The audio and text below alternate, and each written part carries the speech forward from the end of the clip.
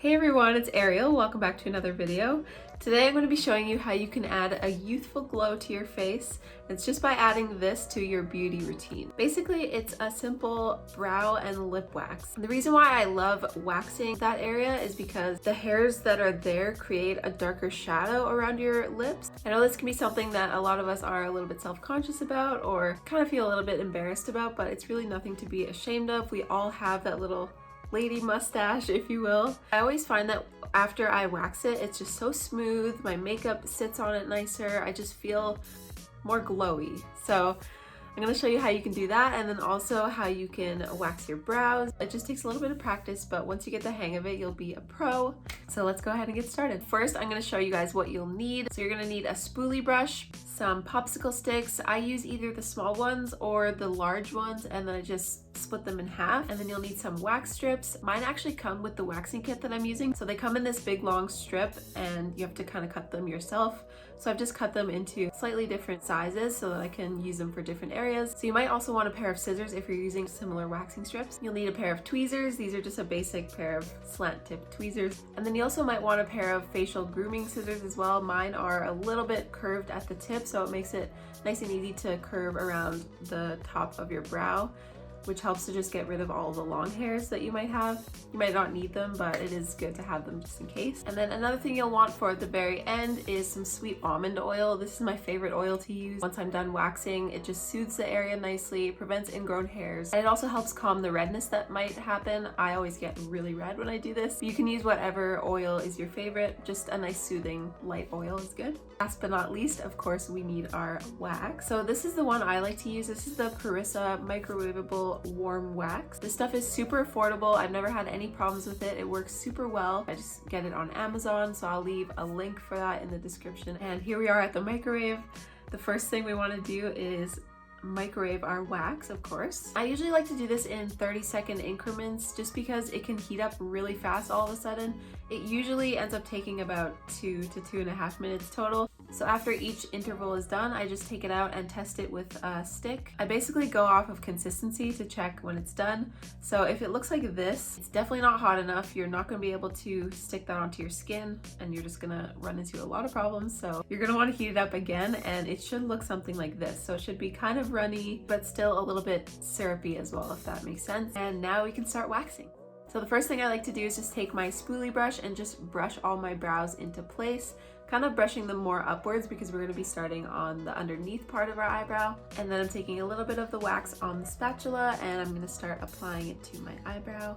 And then before I apply the wax, I like to pull my skin up, as you can see here. So pull your skin up, then apply the wax in a downward motion. So you want to apply it in the same way that your hair grows. You don't want to apply too much wax, just a good amount to get like a nice even layer across the area you're working in. And now take a wax strip and place that right on top. And then I just run over it a few times with my finger to make sure it's stuck on there. And then I rip it in the opposite direction, kind of trying to stay close to my face, like not ripping away from my face, but kind of against myself, if that makes sense. And I've done this so many times, but it still always hurts, hence the face that I'm making. Then once you pull your wax strip off, I like to fold it in half and then use the unused side to just dab off any excess wax. There tends to be a little bit left over, so that's just an easy way to get rid of the excess before you move on to the next part of your eyebrow.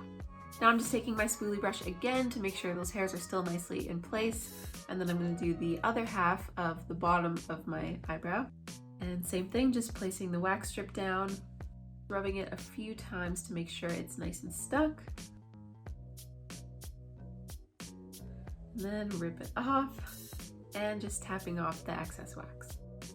Now I'm going to move on to the tops of my eyebrows. So same exact thing, I'm just brushing my eyebrows down first, then applying the wax in the same direction the hair grows in.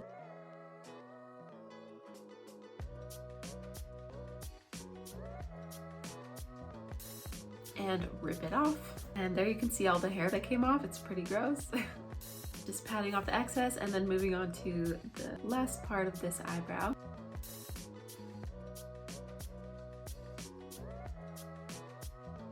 Now that side's done, I'm just gonna brush all my brow hairs back into place. And here you can see the before and after.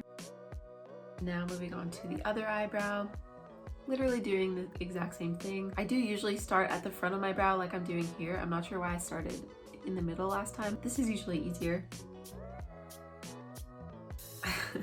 Hurts every time. Just gonna keep going along my brows, doing the exact same thing, applying the wax in the same direction the hair grows, placing the wax strip down, rubbing it a few times to make sure it's adhered to my skin, then ripping it off, staying close to my face, not pulling away but against myself, and then fold the wax strip in half and just dab off the excess.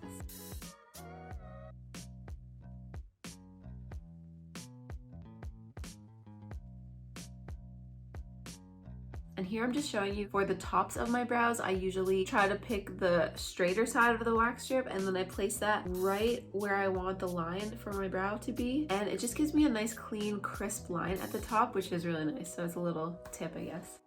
And another thing to remember is try not to go too close to your brow. Like, you can leave a little barrier because when you put the wax strip down, it does end up squishing a little bit closer to your brow with just the pressure of the wax strip. So you don't have to go right up close. It's better to go a little bit farther away, let the wax kind of smush in a little bit closer, and then you can always go back in and tweeze if you need to, if there was some hairs that didn't get picked up. So now that both brows are done, we're moving on to the unibrow. I sometimes do this section in two, but this time I decided to just do it in one big one. It works pretty much the same, just hurts a little more.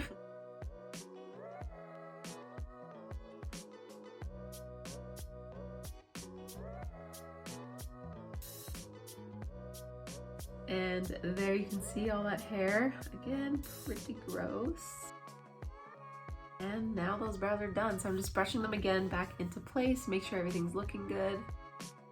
And now this is when your scissors come in handy. So if you have kind of longer brow hairs, which I don't even need to do this every time, but every few times I wax my brows, I seem to have hairs that are like growing way too long. So I do have to do it sometimes. So I just brush all my hairs up and then I take the scissors and point them downwards and just go along my eyebrow, just over top. Like, I don't want to go into the eyebrow, just over top, just trimming those all the way on both sides, and that'll just get rid of any longer hairs that are kind of sticking out funny. And now you can take your tweezers and just tweeze any hairs that got left behind from the wax. Again, I like to pull my skin tight before I do this. Just makes it a little bit easier, and it also makes it hurt less. I find tweezing hurts so much. Do you guys find that?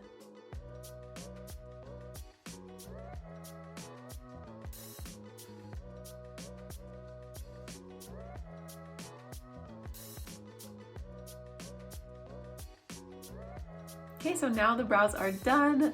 Now we're gonna move on to the lip.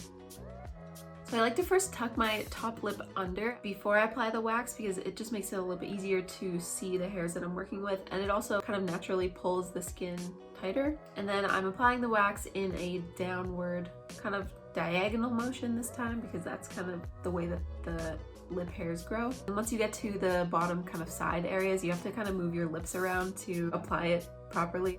It might look kind of funny, but it's okay. Then just putting your wax strip on, and I really have to brace myself for this because the amount of times that I've done this and it still hurts so bad. It hurts so bad. So fair warning, if you're gonna try this at home, it hurts. And then same thing we did for the brows, just folding the wax strip in half and then peeling off any excess wax that got left there. And just doing the same thing on the other side.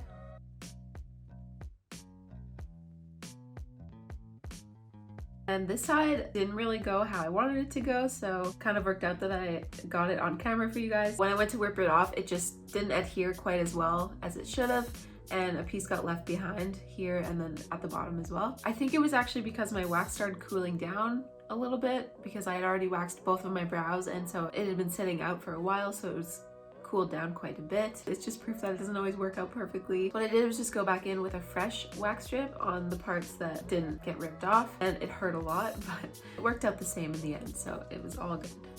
Now the painful lip wax is over, thank goodness. Now I'm gonna take my sweet almond oil, and you really don't need a lot of this stuff, just a little tiny squirt is good. Just gently applying that, kind of rubbing it in very gently all over the waxed areas, brows and lip. feels so nice to just massage that oil in after you just ripped all the hairs out of there. And as you can see, my skin is already super red, so the oil will help calm that down as well. And there we have it. So that is how I do my brow and lip wax at home.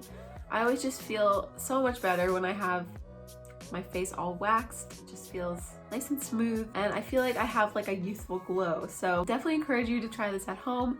Although don't be embarrassed of your lip hair. We all have it, it's okay. If you do decide to try this at home, let me know. I really hope this video helps you. If you did like this video, please leave it a thumbs up and subscribe if you're not subscribed already. Thank you so much for watching, and I'll see you guys in my next video. Bye!